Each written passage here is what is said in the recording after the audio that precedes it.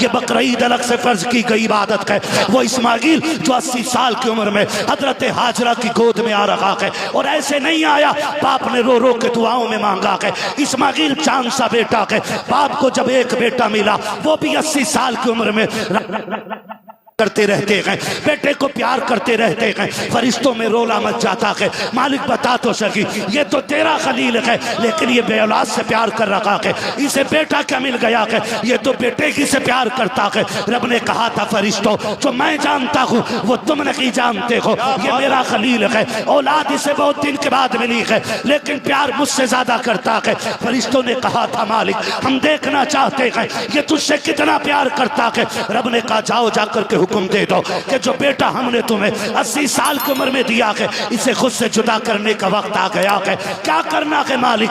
एक बार नहीं पूछा था मालिक, 80 साल के बाद मिला है, कुछ दिन तो गोद में खिला लूं, कोई शिकवा नहीं, कोई शिकायत नहीं, करना क्या है? का इसी जमीन पे छोड़ आओ जहां न साया हो, न पानी हो, न कोई इंसान हो, तन्हाई में छोड़ के आओ, बेआबो कया जंगल में छोड़ो। अल्लाह के खलील ने अपने बेटे को उठाया, शरीक हयात को लिया है, और उस जमीन पे आए हैं जहां आज जाकर के 40 लाख से ज्यादा हाजी अल्लाह की बारगाह में गर्दनें झुका रहे हैं, जहां एक हरम के आकर के एक लिबास पहना है, सबके सफेद कपड़े हैं, सबकी बोली भी एक है, सबका तरीका भी एक है। मैं पूछना चाहता हूँ, आज हमने मोहल्लों में टीमें बना दी हैं, मस्जिदों में गिरोह बना दिए हैं, दीन के कामों के अंदर हमने दीवारें खड़ी कर दी है, भूल गए रब के इस सबक को। उसने पूरी दुनिया के लोगों को बुला के हरम में एक लिबास पहनाया, एक जबान में लब्बैक अल्लाहुम्मा लब्बैक की सदाएं दिलवाई है, सबके चेहरे एक जैसे हैं, अगर सर मुंडाए जा रहे हैं तो सबको एक जैसा कर दिया है।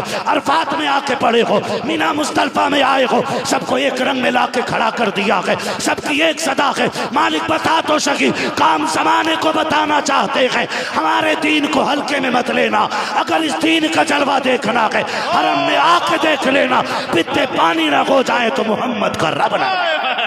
नाराए तकबीर, नाराए रिसालत, मसलके आला हजरत हजरत अल्लामा मुफ्ती हम्माद रजा साहब किबला। हाँ जी, अल्लाह ने एक रंग के कपड़ों में खड़ा कर दिया। वहां ना कोई अरबी है, ना कोई अजमी है, ना कोई काला है, ना कोई गोरा है। जो कपड़ा गरीब बंदे ने पहना है ना, वही कपड़ा करोड़पति ने पहना है। उसने एहसास दिला दिया, एक ही लिबास पहन के हरम में आए हो और एक ही लिबास पहन के कब्र में आना है। कोई रंग बदले हुए नहीं होंगे, कोई ढंग बदले हुए नहीं होंगे। यह एहसास दिला दिया हमें रब ने, और फिर भी एहसास जिंदा नहीं हो रहे। लिया अल्लाह के खलील ने किसको? हजरत इस्माइल को। बेटा कितना प्यारा होता है, बेटा कितना प्यारा होता है। एक भाई के ना हजरत बच्चे को ब्लड कैंसर हुआ, अल्लाह उसको शिफा अता करे, है ना। उसने फोन किया ना, बेटे की शिफा के लिए दुआ के लिए कह रहा था ना, ऐसे तड़प के रो रहा था कि लोग मैयत पे इतनी दर्द से नहीं रोते। औलाद कितनी प्यारी होती है। एक भाई और था, उसने उसकी बेटी बुखार में थी, और उसने जब फोन किया था बेटी के लिए ना, तो मैंने उसके दर्द को देखा, जिस दर्द से वो कह रहा था हजरत दुआ कर दे मेरी उम्र मेरी बेटी को लग जाए।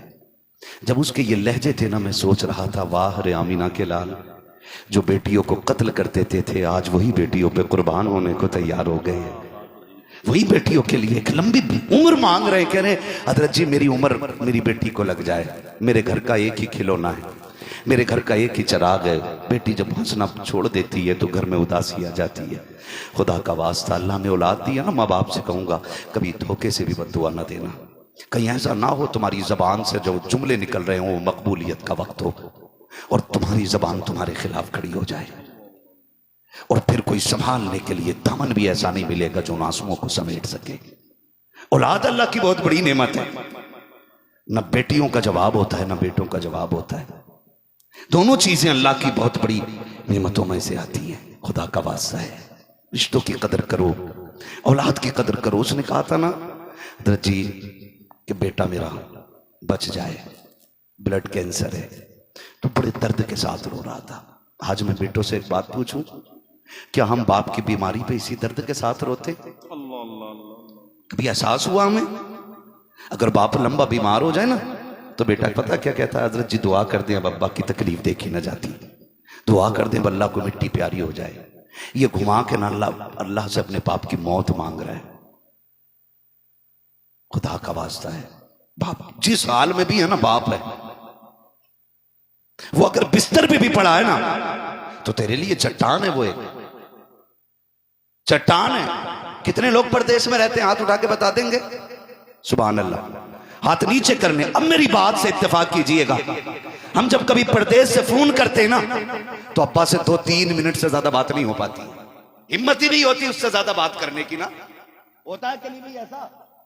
हाँ, अब्बा से 1.5 मिनट नहीं सामने टिका जाता अब्बा के, और अब्बा के लहजे का वही असर, वही तमतमाट, वही रोब, वही दबदबा, उसी लहजे में अब्बा बात करता है।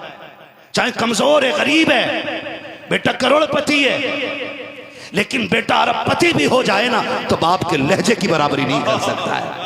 जात बड़ी चीज है, लहजे की बराबरी नहीं कर सकता। उसी लहजे में बाप बात करता है ना तो 1.5 मिनट से ज्यादा बात नहीं होती है। और फिर फटाक से हम कहते हैं अम्मी से बात करा दीजिए, अम्मी से बात करा दीजिए। फिर जब हम अम्मी से बात करते ना तो आधा घंटा बात होती रहती है। ऐसे ही है ना भाई, जिंदाबाद। फिर जब हम माँ से बात करते हैं ना आधा घंटा बात होती रहती है। बाप से 1.5 मिनट बात नहीं कर पाते, माँ से आधा घंटा बात होती है। आपको क्या लगता है आपने जो 1.5 मिनट बात की है उसके बाद बाप फोन से हट के चला गया? नहीं, जब तुम माँ से बात कर रहे होते हो बाप से तो दर्द भी नहीं बताया जाता है, तकलीफ का जिक्र भी नहीं होता है। हम माँ से कहते हैं अम्मी मेरा काम रुक गया है, दुआ कर देना। खुदा की कसम बाप दूर नहीं होता है, फोन अम्मी के कान पे लगा होता है, लेकिन अब्बा का कान फोन पे लगा होता है, फोन पे लगा होता है। बेटे परेशान ना हो, उधर चुपके से माँ के कान में बाप कहता है इससे कह दे अगर बिजनेस तबाह होता है तो होने दे, काम जाता है तो जाने दे, टुकड़ों के लाले होते हैं तो पड़ जाने दे। इससे कह दे ये सेहत का ख्याल रखे, अपने आप को मुश्किल में ना डाले। अभी इसका बाप जिंदा है, जब तक बाप जिंदा है मेरे बेटे को किसी के तलवे चाटने की जरूरत है। जिंदाबाद जिंदाबाद जिंदाबाद जिंदाबाद, जवाब नहीं गुफ्तगू का, जिंदाबाद जिंदाबाद। ये बाप होता है सुभान अल्लाह, सुभान अल्लाह। जिससे तुमने 1.5 मिनट बात नहीं की, वो करवट में खड़े होकर चुपके से कह रहा है इससे कह दे घबरा मत, छोड़ दे बिजनेस, आजा भी तेरा बाप जिंदा है। बेटे जब तक बाप जिंदा है तुझे किसी के टुकड़ों पे पलने की जरूरत नहीं है। ये बाप होता है, हम और उस बाप के लिए मौत मांग रहे होते हैं।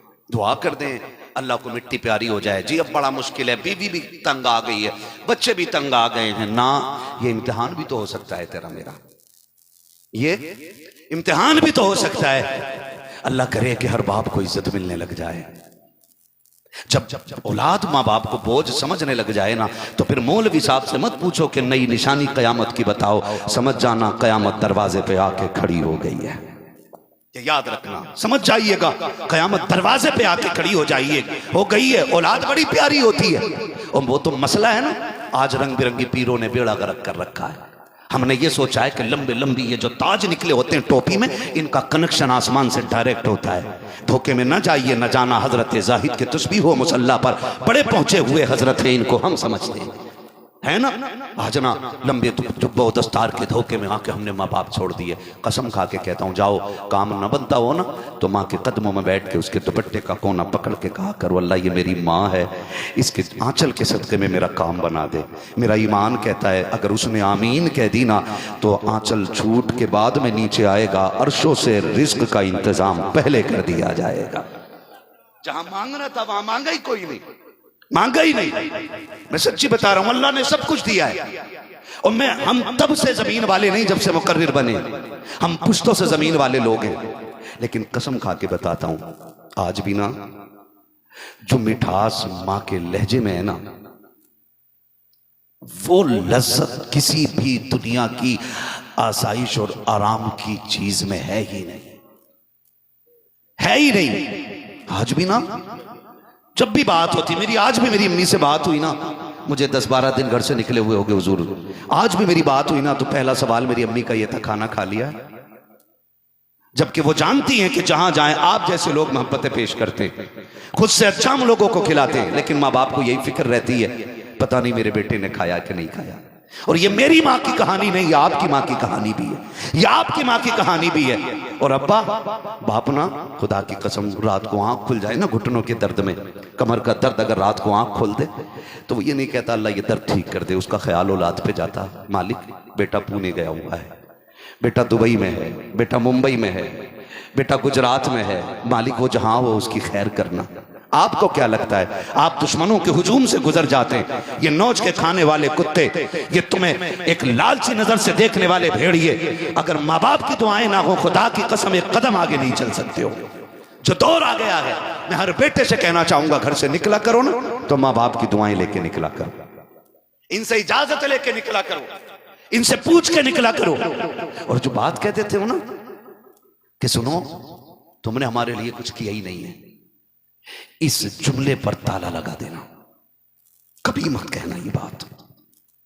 मां बाप का दिल अंदर से टुकड़े टुकड़े हो जाता सिर्फ इतनी सी बात सुन करके जब हम ये ताना उनको देते।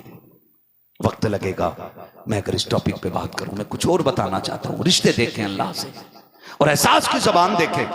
अल्लाह ने फरमाया खलील छोड़ो, बेटा तुम्हारा है ना, तुम हमारे खलील हो, छोड़ो इसे। मालिक किधर लेके जाना? वहां ले जाओ जहां चश्मा ना हो, जहां दरख्तों का साया ना हो, जहां हरियाली ना हो, छोड़ो काले पत्थरों की पहाड़ियों तक। आज जहां काबा बना है ना, अल्लाह के खलील ने यहीं छोड़ा, हजरत हाजरा को, हजरत इस्माइल को।